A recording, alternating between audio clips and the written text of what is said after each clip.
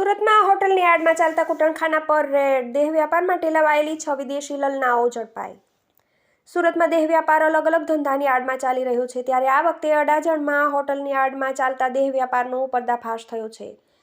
અડાજણમાં LP Savani circle પાસે આવેલા Hariom petrol પંપની સામે મંગલદીપ કોમ્પ્લેક્સના ચોથા માળે ધી ફ્યુઝન નામની હોટલમાં ગેરકાયદેસર ચાલતા ધંધા ઉપર anti human trafficking unit red કરવામાં આવી હતી, જેમાંથી 6 વિદેશી મહિલાઓ મળી આવી હતી. અડાજણ એલપી સવાણી સર્કલ પાસે આવેલ હરિઓમ પેટ્રોલ પંપની સામે મંગલદીપ કોમ્પ્લેક્સના ચોથા માળે ધી ફ્યુઝન નામની હોટલના માલિક કમલેશ વાઘજીભાઈ દાવા પોતાની હોટલમાં કૂટણખાનું ચલાવે છે.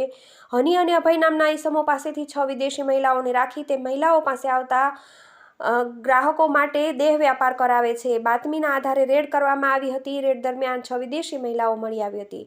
આ સાથે જ કેટલાક ગ્રાહકો પણ ઝડપી પાડવામાં આવ્યા છે, જ્યારે આ હોટલના માલિકની પણ ધરપકડ કરવામાં આવી હતી. હોટલનો માલિક પોતાની હોટલમાં દેહ વ્યાપાર કરાવે છે. પોતાના આર્થિક ફાયદા માટે મહિલાઓને દેહ વ્યાપારનો ધંધો કરાવી તે ધંધા થકી પોતાનું કમિશન કાઢી લેતો હતો. રેડ દરમિયાન રોકડા રૂપિયા, મોબાઈલ, લેપટોપ મળી કુલ રૂપિયા 4.93 લાખનો મુદ્દામાલ કબજે લીધો હતો. TV18 news, Surat.